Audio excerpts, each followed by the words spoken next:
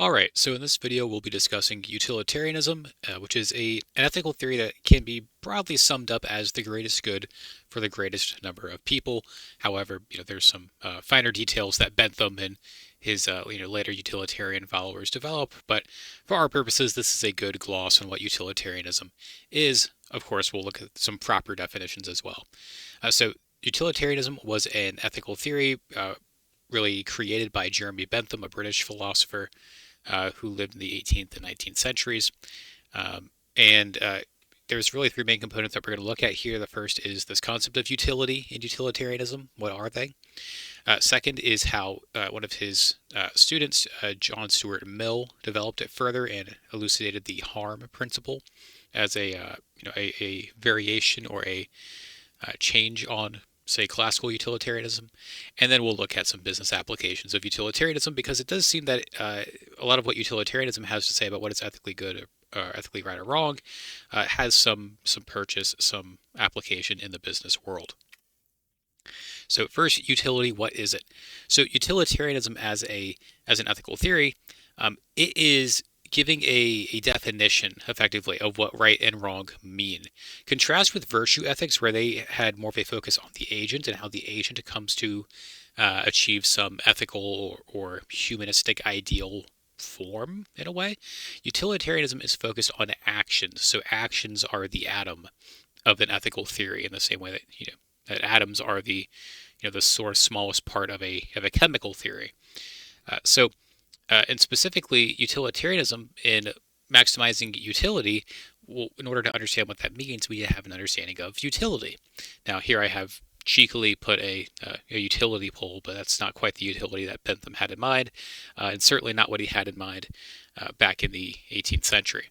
So, by utility, Bentham and his followers mean the net benefit of increased pleasure and or decreased pain that an action causes. That is to say, one action can simultaneously both create pleasure for some and decrease pain in others. And in that way, it will be promoting utility.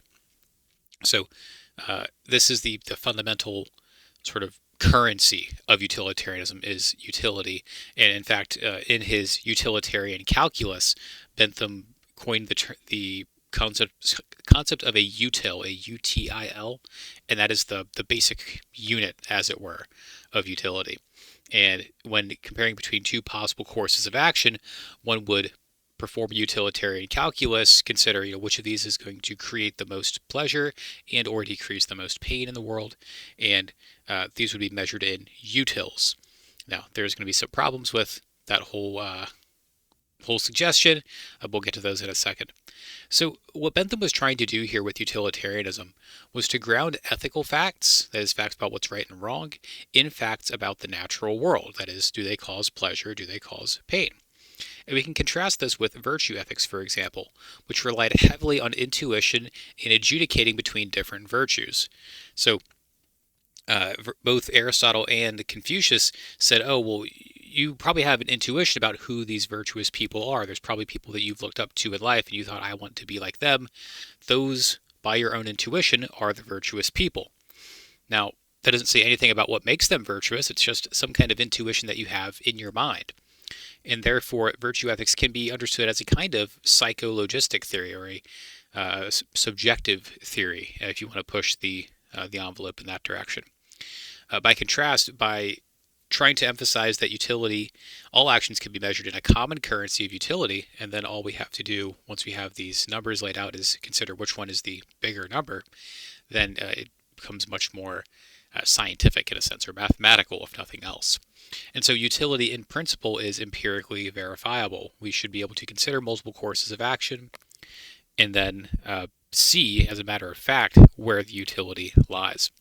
One other point to stress here is that in virtue theory overall, with both Aristotle and Confucius, they relied on multiple, say, smaller, lowercase v virtues like courage, trustworthiness, honesty, things like that.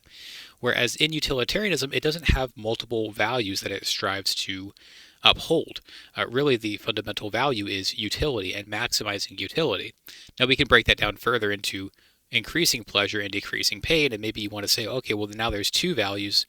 Well, Still, because pleasure and pain are measured in the common currency of utils, that is, if you if your action increases pain, that might be -1 util, and if it increases pleasure in another respect, that might be +1 util. It's still a common currency, so even though we have two different concepts, pleasure and pain, in place, but because they're reducible to a common currency, we can still get on pretty easily with calculating a particular action's utility. At least so says Bentham. Now, utilitarianism, because it focuses on the consequences of an action, this makes it a form of consequentialism. So, one way to think about this, and maybe the best way to think about this, is that in biology, where you have the order of sort of how the taxonomical hierarchy, the taxonomy is layered. So at the very top you have kingdom, and you have phylum, and then class and order, family, genus, species. So, you know, a dog and a bear are both part of the animal kingdom, but they're not part of the same species, for example. So consequentialism is kind of a higher level, a broader umbrella. Consequentialism contains a number of ethical theories that some people believe and some people don't believe. We'll get to a silly example shortly. But consequentialism is generally a name for any more specific ethical theory that understands the ethical significance of an action, which is to say its rightness or wrongness, in terms of the consequences or outcomes of that action. So, utilitarianism, it's clearly consequentialist because it focuses on whether the outcome or the consequence increases pleasure or decreases pain. But we could very well think of a different consequentialist theory. And here, my silly example is spaghettiism. That is to say, I could say what makes an action a morally right or morally wrong action is whether it helps me get a spaghetti dinner. So, if it gets me a spaghetti dinner, that's great. It is a morally right action. If it does not get me a spaghetti dinner, it is a morally wrong action. And I could say this has nothing to do with pleasure or pain or anything like that. Spaghetti could be a food I like, but not necessarily my favorite food. Maybe I'd derive more pleasure from a steak dinner. But I could I could just stipulate, oh, I think getting me a spaghetti dinner is what makes actions right. Now, clearly, I hope nobody follows this view, but it is still a form of consequentialism insofar as it focuses on the outcome of an action in order to evaluate whether that action is right or wrong. So, John Stuart Mill, as I mentioned earlier, was a student of Bentham's. The textbook actually gives some pretty interesting biographical details about how John Stuart Mill's father really, forced Mill to study the utilitarianism and sort of become this prophet, maybe not prophet, but this student, this apostle of utilitarianism. And Mill kind of retreated, and there was a little bit of a backlash, but still he ended up being a good utilitarian, we'll say. And so he articulates the harm principle for various reasons. He has some separate interests in the idea of liberty, which a lot of classical liberals and libertarians have taken up in more modern times. And of course, since the writing of this, it wasn't just that people rediscovered Mill. He's always been quite an interesting read since his time. But he articulates the harm principle as follows. Quote, the only purpose for which power can be rightfully exercised over any member of a civilized community against his will is to prevent harm to others. His own good is not sufficient warrant. End quote. Now, note here that this isn't quite saying anything about what makes an action right or wrong, right? It's not saying anything about ethics specifically. It's actually more of a political principle. That is to say, the only purpose for which power can be rightfully exercised over any member of a civilized community, well, what are the powers in a civilized community? Well, it's political power, whether that be a law enforcement agency, whether that be a legislative body, or whether that be a judicial authority that's sort of legislating from the pulpit. So what Mill is trying to capture here is this general idea of what can easily be covered under the umbrella of libertarianism, which, if you aren't familiar with that sort of philosophy or political idea, it's the idea that one should be limited in as few ways as possible in the actions that they're allowed to perform. So this often comes out as believing in as few laws as possible. And so, for example, well, I guess just to clarify on this, Mill responds to Bentham's critics who argue that utilitarianism dehumanizes people in the interest of maximizing utility. The harm principle limits which utility-promoting actions must be performed. And an example here would be that self-harm. Some people will engage in some kinds of self-harms, whether that be um, you know more egregious actions that we would consider fit for them to seek some counseling, or if it's just someone who, or perhaps this might be a version of that, someone who maybe consumes drugs or alcohol excessively, or someone who doesn't exercise all that much, or consumes unhealthy food. Right, these seem to inflict some kind of harm. They're not in the agent's best interest, although maybe the cake might be very satisfying of one's desires in the short term. Maybe in the long term, they actually have a desire to be a bit more fit, and therefore they shouldn't eat the cake. So that may be an example of a self-harm, but it doesn't affect others. And so what Mill is saying here with the harm principle is that there are some actions that do not maximize utility, but we shouldn't think of coercing people into performing the most utility maximizing actions or legislate so as to prevent them legally from committing these utility minimizing actions out of a general interest for not quite the human or the God-given right, but rather a more general interest, a more general utility in this freedom of expression, this freedom of activity that Mill thinks is central to having a productive society. And just a small gloss on harm, it's just the setback of one's interests. Now, this is a bit of a difficult definition of harm, and some philosophers since Mill have tried to improve the definition of harm so it doesn't lead to unsavory consequences. But the problem with even extending the harm principle in this way, and defining harm in this way, is that people can have conflicting interests. And so what would be harm to one person will be pleasure to another person. Maybe there's someone who is, a sadist. They derive pleasure from other people being in pain. Well, if this sadist gets a lot more pleasure from someone else's pain than that other person gets in pain, then perhaps it is ethically required that you torture someone in order to increase the pleasure of the sadist. This seems a bit unintuitive. Both Mill and Bentham had responses to this sort of problem. We won't go too far into them here. It's just helpful to understand that utilitarianism, while it seems to be a very scientifically and empirically minded ethical theory, it does have some kinks that it needs to work out still. So let's look at some business applications. So most business decisions are made with some kind of consequentialist thinking in the background. So remember, consequentialism is just a consideration of what consequences is this action going to beget, cause, and based on those outcomes, is this a desirable action?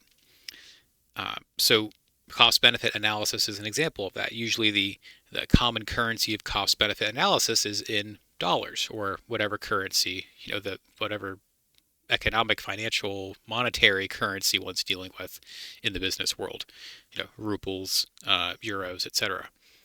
So, but how can we apply utilitarianism specifically to business decision making? So, one way of understanding how we can apply utilitarianism to business ethics is that utilitarianism is universal. It takes into account everyone's interests.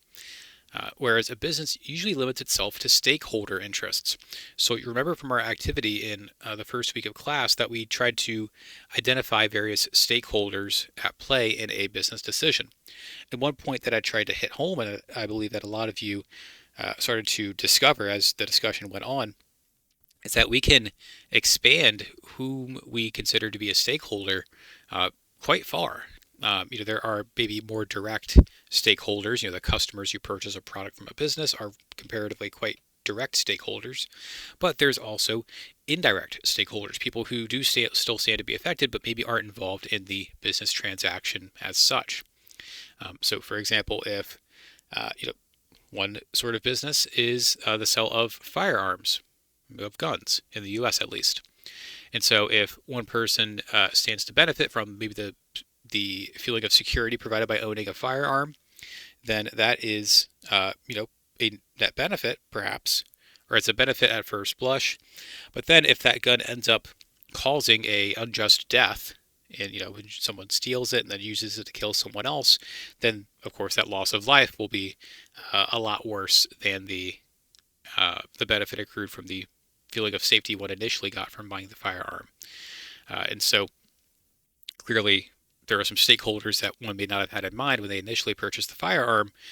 And under utilitarianism, the web, the scope, the lens of who counts as a stakeholder is ever expanding, which not only makes the utilitarian calculus difficult, but also just makes identifying stakeholders at all quite difficult, right? We'd have to go through every single person that lives in the world and think, how could they stand to be affected by this business and the decisions it makes?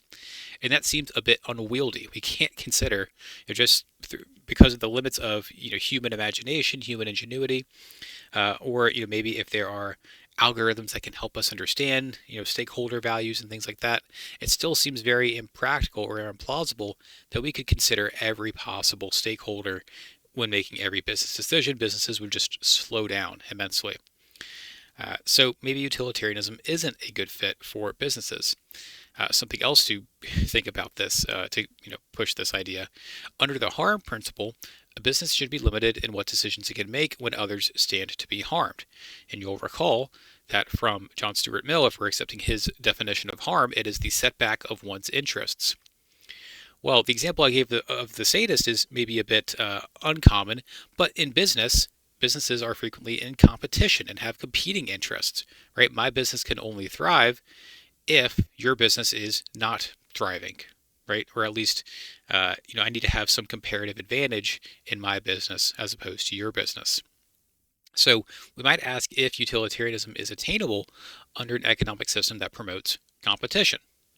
Well, we actually have one particular case from the recent history in the United States. This comes from the health insurance marketplace and the Affordable Care Act. So prior to 2010, health insurance companies in the U.S. could use basically any information about an individual that they wanted when offering them a health insurance policy. So age, gender, it could be sexual activity, it could be religion, it could be what kind of car you own, and this is all for health insurance specifically. What kind of car you own, it could be various other factors that seemingly have no effect on whether you'll be healthy or not. But if you get down to the nitty gritty and you look at the actuarial tables, there's actually a lot of unintuitive information that has a decent projection of your perceived need for health services in the short term and long term.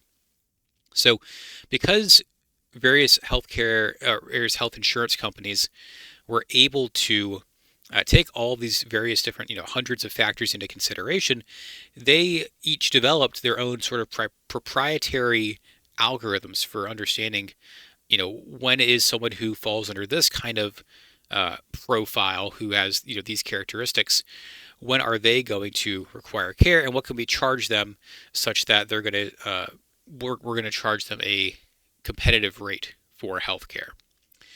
Because still, a health insurance company is a business and it wants to compete and be successful in the marketplace, so it has to offer a better value proposition than other values. And much of how they did this prior to 2010 was from having more accurate algorithms and actuarial tables. They were able to more accurately predict who was going to need care in the short term and long term for that as well. And so that was one way of diversifying competition. In 2010, the U.S. passed the Affordable Care Act, and the Affordable Care Act did a lot of things. I'll just identify two effects, but among its provisions was the rule that these health insurance companies, could only take four characteristics of people into account when offering policies. And that was age, tobacco use, geographical location, and family size. So age, of course, an older person is probably going to require more from a more health services than a younger person. All things being equal, of course, there's counterexamples, but generally speaking, that's a good rule to follow. The actuarial tables bear that out. Tobacco use, don't smoke because if nothing else, your insurance is going to go up. But it also causes a litany of further health problems. Geographical location, which some still say is an unjust thing for health insurance companies to take in mind, but nonetheless, location can affect significantly your health outcomes. Just look at towns that formerly had or currently are next to factories, or who live next to a river that has a history of runoff from factories, and you'll see just how bad that can be. In family size, and the family size isn't so much that they were saying, oh, people who have 4 kids are going to live a shorter life because they're more stressed with kids. It wasn't anything like that. It was just a matter of, uh, you know, when you were basically bundling, when you're getting insurance for your whole family, you can modify the rate in order to make it more attractive to you because you have more people in the policy, so on and so forth. So family size is less important for maybe biographical details. But with all these, with this change in the provisions, there were 2 effects. One was that competition in rates between health insurance providers decreased. So because each of these health insurance providers can only work with 4 variables, and these 4 variables are those which have, really the data is always changing about the extent to which tobacco use affects health, at least in minor ways. But all things equal, most health insurance companies are operating with the same exact data and offering roughly the same rates based on these 4 factors. You'll find some variation with some companies, and that's for various business reasons, but all else being equal, competition has gone down between health insurance providers because they're working with, they need to incorporate less information, and therefore they're going to have less variation in their algorithms that they use for pricing. This also had the effect that more people who previously would have been denied coverage now had access to health insurance. So why is this relevant to utilitarianism? Well, what this does is, in virtue of lowering competition and increasing the amount of people who have health insurance, in virtue of minimizing or hamstringing an economic market that wasn't quite a free market but did, have a lot of competition before, by reducing that competition, the Affordable Care Act actually was able to provide more healthcare access to more people. We might consider that a form of increasing the pleasure, or at least increasing the benefit, increasing the utility for more people, and thus one could argue under utilitarianism that it was an ethically right action and an ethically required action to pass the Affordable Care Act. And in fact, some utilitarians would say, no, we need to go even further and have an individual mandate on health insurance. Now, not to get too far into the politics of the Affordable Care Act, it does have its detractors. There are some economic and fiscal problems that have been identified with it, some outcomes that were not either not predicted or were predicted to be much smaller than they actually were, and are much bigger problems than they actually were foreseen to be. But this is just one way that one could, say, be a utilitarian and recognize that by decreasing competition at the sort of federal legislative level, that one can nonetheless increase utility overall.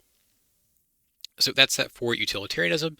Be sure to watch the next 2 videos on Kant and Rawls.